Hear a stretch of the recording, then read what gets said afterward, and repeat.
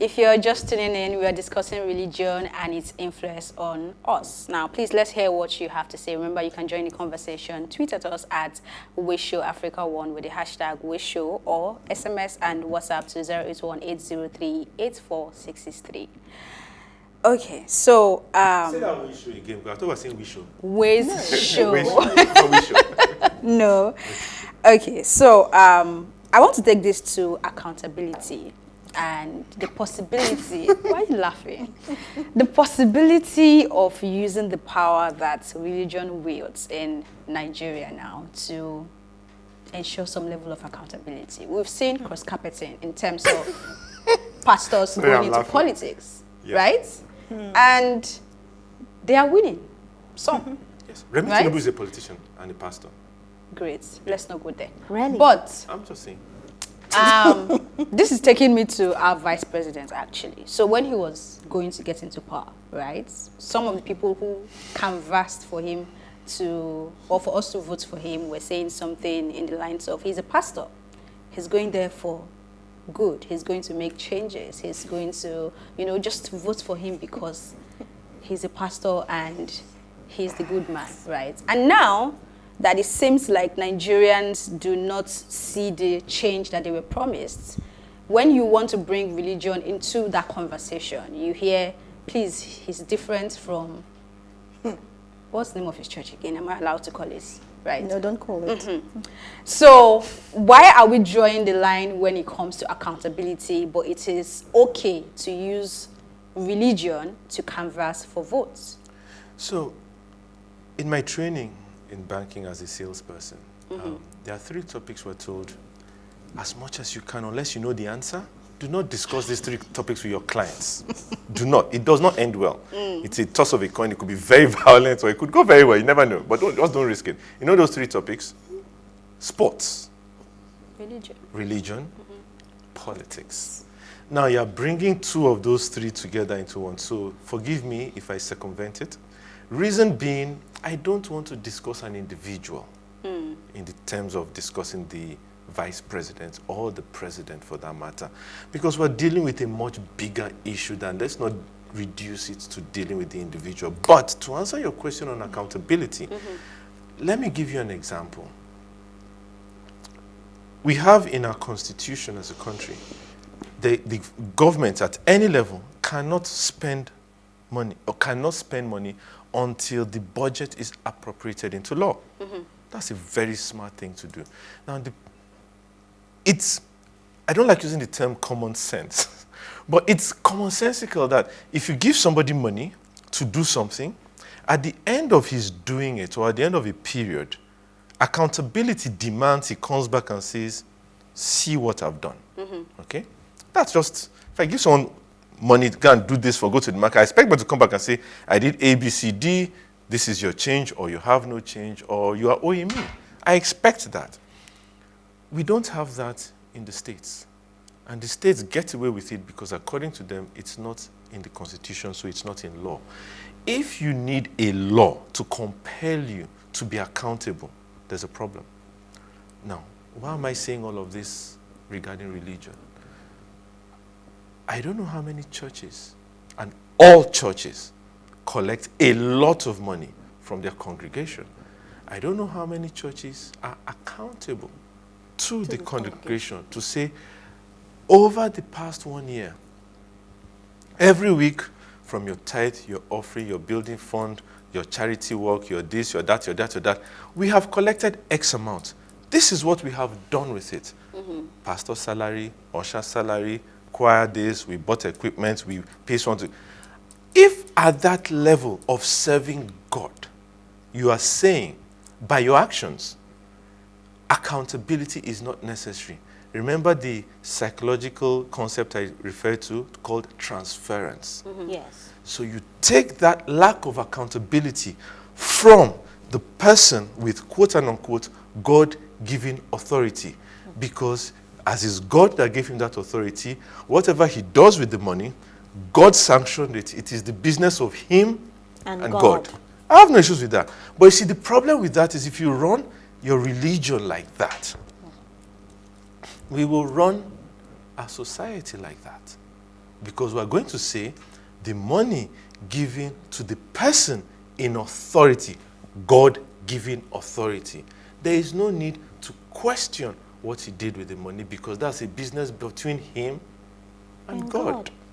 God will judge him. Me as a citizen, me as a parishioner or whatever, I've done my part and I've put the money there.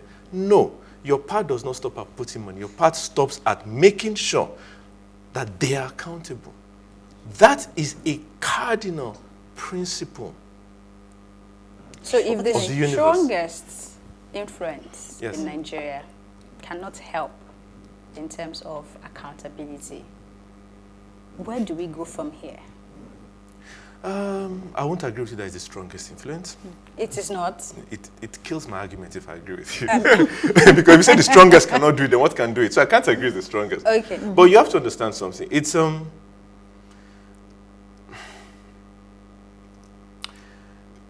let me go back to what they told me in social studies in primary 4. What is culture in the simplest of time, in terms, yeah? It's the way of life of a people.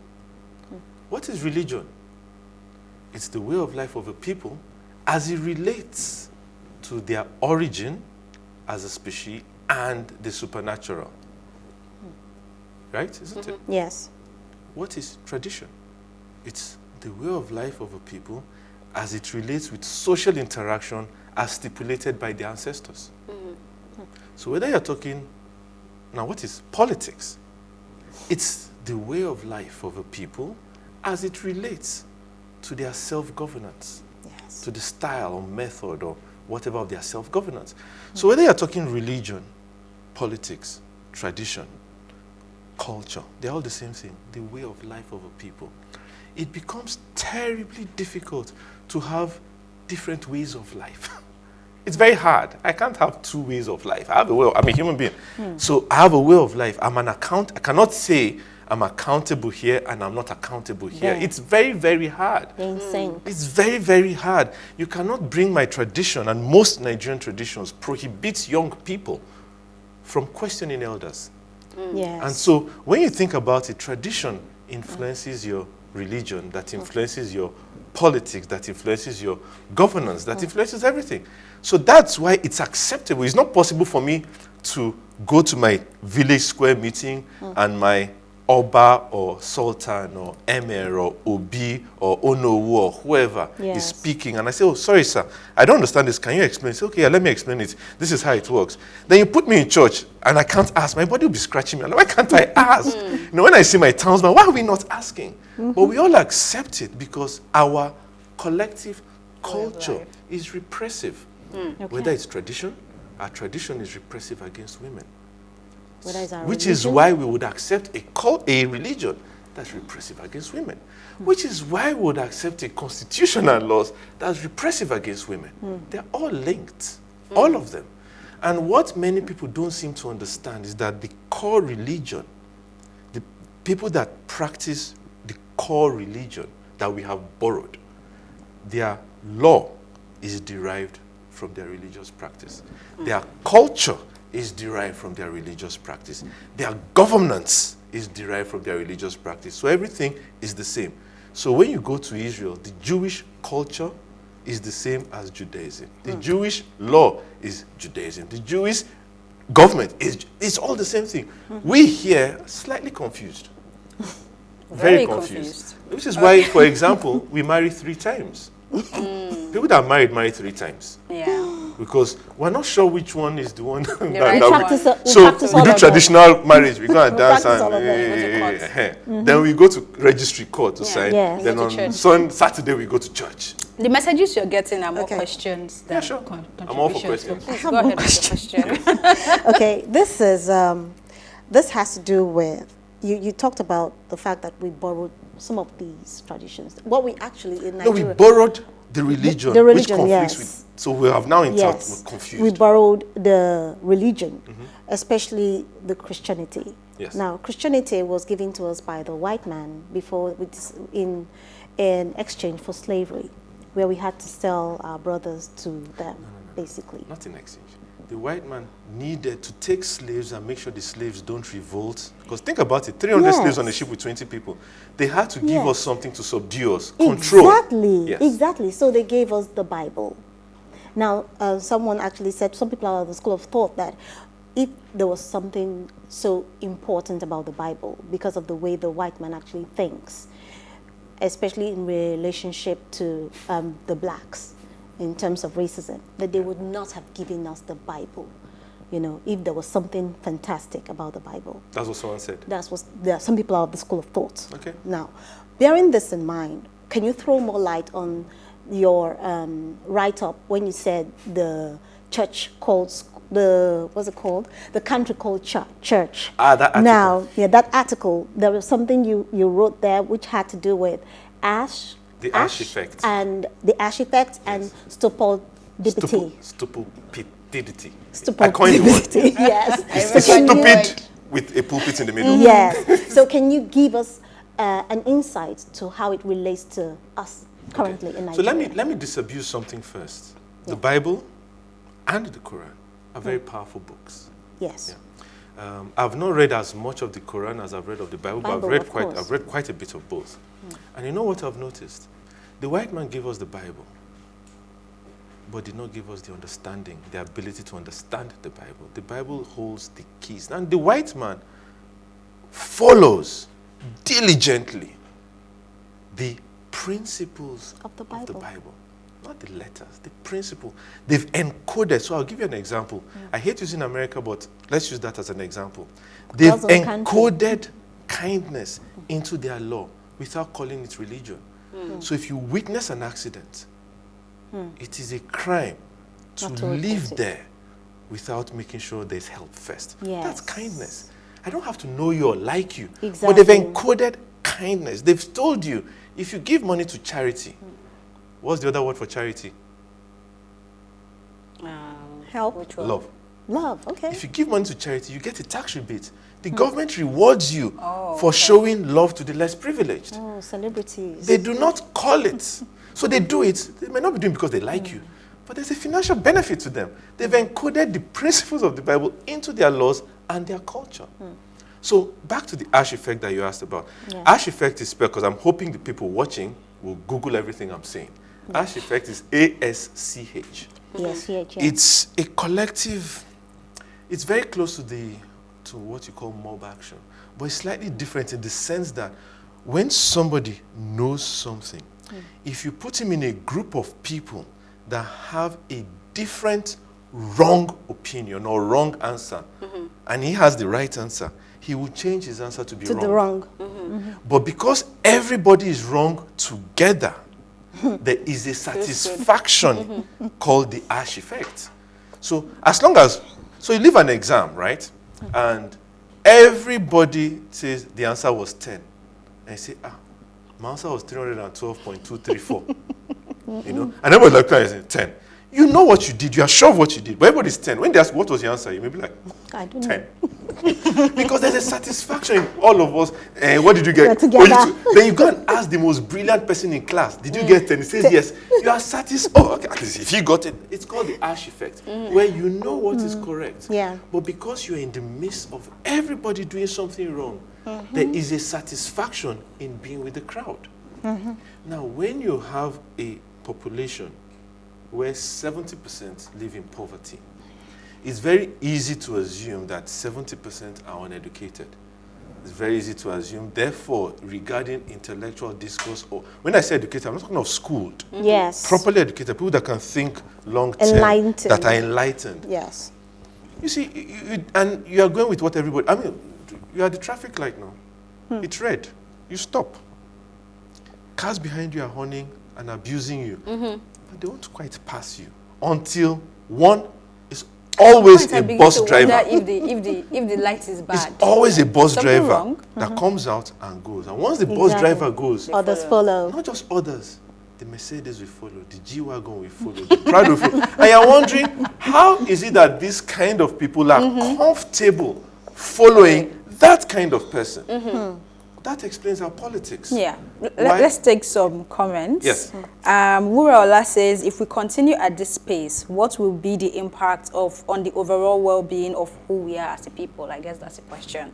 Another one from Joy in Abuja says, how can we get the larger population of Africans, especially Nigerians, to break free from religious bondage? Education. What kind of education? Education, not schooling. We all go to school.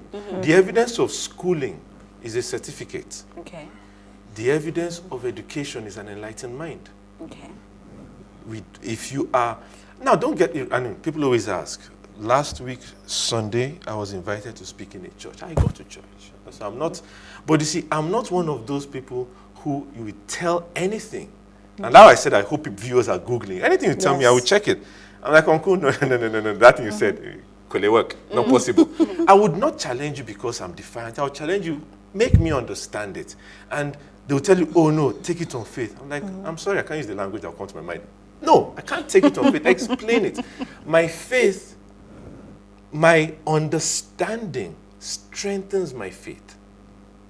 So for instance, you told me to sit on this chair. I'm not going to ask you which carpenter made the chair. I understand how chairs work. I see it has 4 legs. I will sit on it. If you give me a chair with just 1 leg, I will not sit on it. Why? Because I have understanding. Yes. My understanding tells me that, but my understanding strengthens. I will sit on this one and I'll bounce on it. You don't tell me just trust me, it's 1 leg. I'm like, no, I can't trust. It's 1 leg. Gravity is not. The laws of gravity and balance will not allow it to work.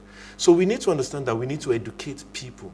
And education, in summary, my definition, is the ability to ask the relevant questions, to provide answers that will solve societal problems. That's my definition of education. So if you have societal problems that you cannot solve, and you don't ask questions, you don't have an educated population.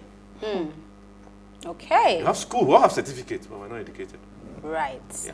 Great. I think that's where we draw the curtain, but thank you so much for making our time to be on the show today. Thank you, Elsie. It's an interesting conversation.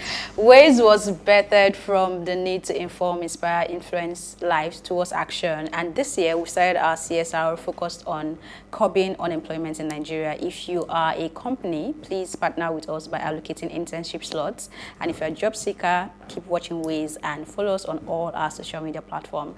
This will be an all-year-round engagement, so tell a friend to keep all eyes on Ways. In case you missed today's quote, here's it again. Just as a candle cannot burn without fire, men cannot live without a spiritual life. And that's a Buddha quote. My name is Elsie Godwin. See you live tomorrow at 8 p.m. as we bring another great conversation to your screen.